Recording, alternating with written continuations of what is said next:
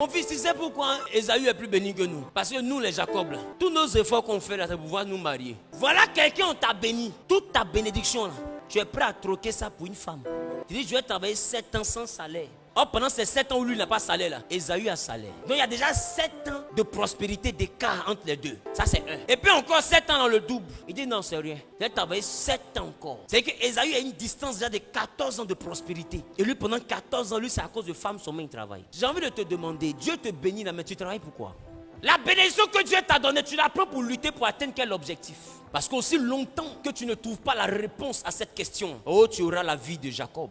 Chrétien, aujourd'hui on est dans le manque. Parce que toute la bénédiction, on prend ça pour essayer de faire des combats inutiles. Regarde l'église aujourd'hui, on n'a plus de grande vision. Toute la bénédiction là, tu prends pour te limiter à Bissap. Je vends Bissap, je vends glace. Et tu ne verras jamais le chrétien qui vend des guets penser à industrialiser son déguet. Tu ne le verras jamais. Oh, elle est forte, elle fait un bon déguet. Mais tu ne vas jamais la voir chercher à essayer d'en faire une entreprise. Elle va se limiter aux clients du quartier. Oh, tu es Jacob, c'est toi qu'on a béni. Mais tu te bats pour des futilités, pour des choses qui n'ont pas de valeur. On voit des Jacob qui sont en train de faire j'ai l'honneur. Tu attends que quelqu'un t'embauche pour que ta vie commence. Tu n'as rien compris. Non, pourquoi tu n'as rien? C'est parce qu'après il ne travaille pas. Tu respires, non, oui. Non, toute ta respiration, c'est pour attendre le travail. Si le travail ne vient pas à toi, mais il faut créer le travail. Le monde n'existait pas. Notre Dieu a créé le monde. J'ai envie de te dire, patienter selon Dieu, ce n'est pas s'asseoir en attendant. Mais c'est qu'est-ce que tu fais en attendant que la prophétie arrive. Arrête de t'asseoir, regarder le mur et d'ouvrir ta Bible à rien Moïse. Moïse est déjà mort, il ne paye plus facture, mon ami. Arrête de lire Abraham. Abraham est mort, il ne paye plus facture. Quand tu finis de lire Abraham, Moïse, Isaac, Jacob, tu comprends qu'ils étaient riches,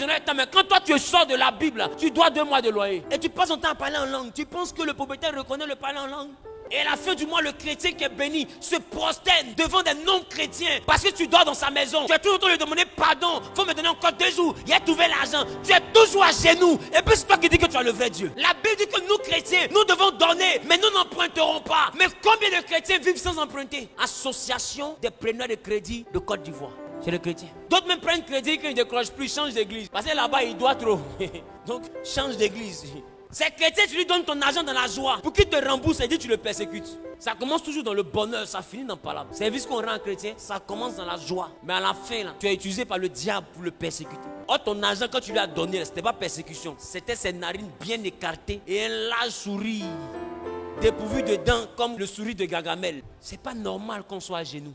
On dit on a le vrai Dieu, mais on attend que les francs-maçons nous embauchent. Regardez toutes les sociétés, c'est eux. On attend que les rosicruciens nous embauchent. Tous les endroits où tu t'en postuler, et puis tu attends qu'on te réponde, c'est eux. Si vraiment tu as le vrai Dieu, va créer ta société aussi. Et on est à genoux, on est là avec des miettes, dans des stages où on ne nous embauche pas. On recommence, stage 3 mois, on renouvelle, on renouvelle. On est comme des manœuvres auprès des gens qui sont comme Ésaü. Des gens qui n'ont pas été bénis, mais nous sommes comme des esclaves chez eux. Travaille pour Libanais, il va t'insulter de la genèse de ta journée jusqu'à l'Apocalypse. Pour combien? 70 000. Tu vois les chrétiens, tu es visible, tu es là, tu veilles. Toi-même ta tête, ça a tapé le mur. Parce que tu piques la nuit, tu es fatigué. À cause de combien? 50 000 à la fin du mois, 60 000 à la fin du mois. Et tu vas venir dire, j'ai le vrai Dieu. Tu es à genoux, mon ami. Tu ne peux pas avoir la bénédiction. Et puis c'est toi qui es derrière. La bénédiction, c'est la bénédiction de l'Éternel qui enrichit. Comment nous on fait pour avoir la bénédiction et puis on n'est pas riche? Et aujourd'hui, le chrétien, quand parmi nous quelqu'un est riche, ça devient un scandale. Non, est-ce qu'il n'a pas vendu son âme? Est-ce que c'est pas prostitué? Est-ce qu'il n'est pas devenu franc-maçon? Est-ce qu'il n'est pas devenu rosicrucien? Est-ce que ce n'est pas rentré, ce n'est pas rentré là-bas? Tellement être à genoux, c'est normal. Mais c'est normal parce qu'un enfant qui vient au monde, il cherche à marcher parce qu'il voit que dans la maison, tout le monde est sur son pied. Mais s'il est venu au monde et puis il voit que dans la maison, tout le monde rampe là, tu penses qu'il va chercher avec 4 pattes? On a marché parce qu'on est né dans des maisons où tout le monde marchait sur ses pieds. Donc quand l'enfant regarde, il voit que sa position n'est pas normale. Alors il fait tout, après se coucher, il cherche à s'asseoir. En réalité, c'est pas s'asseoir, il veut faire, il veut marcher. Mais il n'a pas le choix. Le niveau où il est là, il ne peut que s'asseoir. Après il dit, bon, il a essayé de faire 4 pattes pour voir s'il peut me lever. Et puis tu vois, quand il fait 4 pattes, à 2 fois après, il essaie de se lever. Son front tape le sol, qui a remarqué ça. Parce qu'il sait que sa position n'est pas normale. Mais le chrétien est le seul qui prend la galère comme quelque chose de normal. Chrétien, on ne doit pas rester à genoux devant Ésaü. Aujourd'hui, Ésaü, qui est le symbole de ceux qui n'ont pas Jésus-Christ. Parce que Jacob était l'ancêtre de Jésus. Jésus ne vient pas d'Ésaü. Jésus vient de Jacob. Mais comment nous, on est descendants de ce grand homme? Puis c'est nous, on est en train de se mettre à genoux devant Ésaü. Jusqu'on va dire à Ésaü, on a regardé ta face comme on regarde la face de Dieu. Pour beaucoup de personnes, ton patron a plus de valeur que Dieu. Tu regardes la face de ton patron comme tu regardes la face de Dieu. Ton patron dit, viens à 8h, tu viens à 6h45, devant mais à 7h, 5h, tu quittes la maison. Mais Dieu te dit, viens au culte à 9h, tu t'envoies à 10h. Parce que de ton patron et puis de Dieu, c'est le patron que toi tu respectes. Vous voyez combien de fois on est à genoux? Vous voyez combien de fois nous sommes à terre? Chrétiens, il faut que ça change. change. Je suis venu te dire que si tu es membre de Genèse, il faut que ta mentalité change. Écoutez, avant d'être pauvre dans sa poche, on est pauvre dans sa tête. Et j'ai pas envie d'avoir des pauvres dans la tête dans cette église. Parce qu'un pauvre dans la tête, quand son voisin réussit, il va jamais applaudir, il va critiquer. Parce qu'il est pauvre jusque dans son âme. Donc pour lui, la richesse n'est pas normale. Je dis à quelqu'un qui est en train de m'écouter, comprends que si nous avons Jésus, nous sommes de race royale. Nous devons travailler. Honore ton travail. Comprends que tout comme Jacob, si on passe le temps à travailler pour des choses inutiles, pour avoir femme, il y a beaucoup qui sont ici. Vous touchez de l'argent, mais vous prenez ça pour entretenir les go. Après dire non, les dévoreurs. Tu vois même des go, elle a l'argent, mais elle pouvait prendre ça pour entretenir garçon parce qu'elle cherche mari. Paul s'est pas marié, il n'est pas allé en enfer. J'ai envie de te dire, vaut mieux être seul que d'avoir un mari que tu as payé. Parce que la dignité d'une femme, c'est de le fait que quelqu'un décide d'aller la marier. C'est-à-dire que son cœur t'a voulu.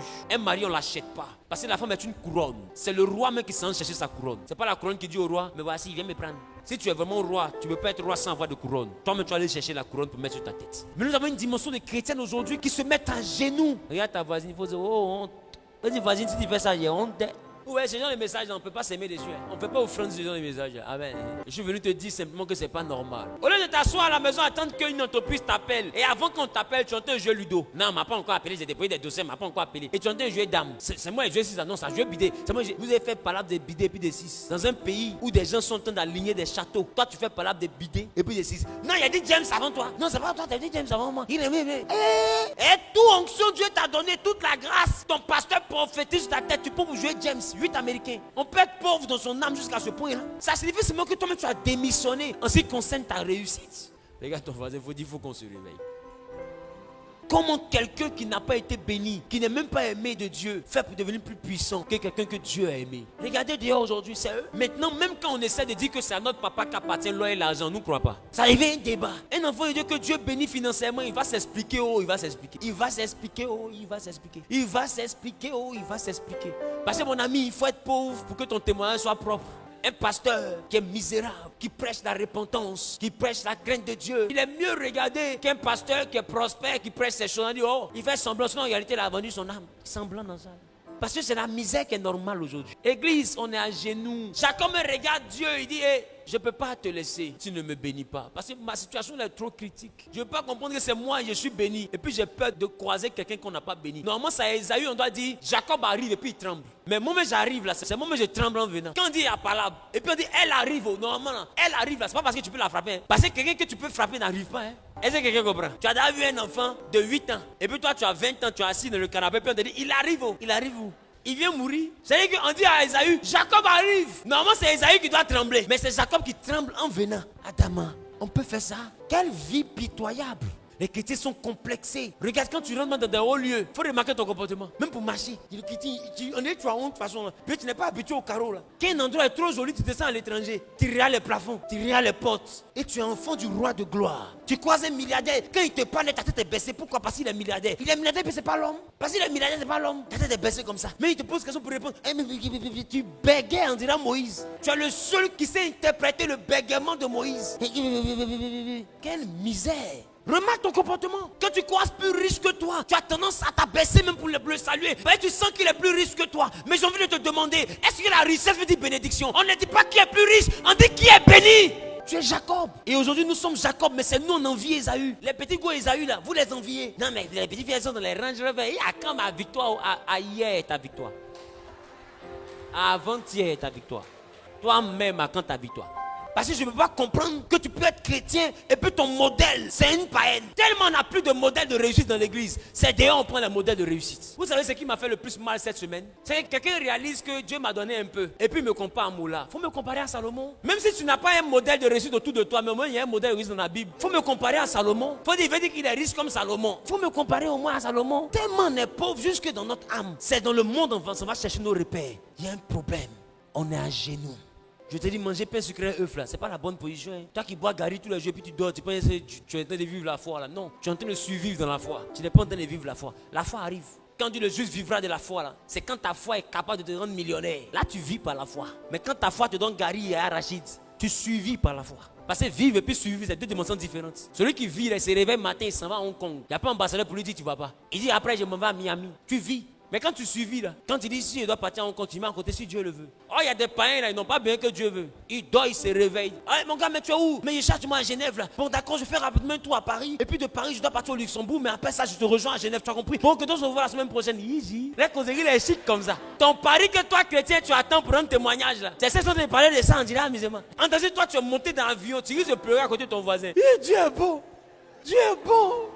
On avait dit que j'allais partir en France. Dieu est bon, ma chérie, Dieu est bon. Yeah.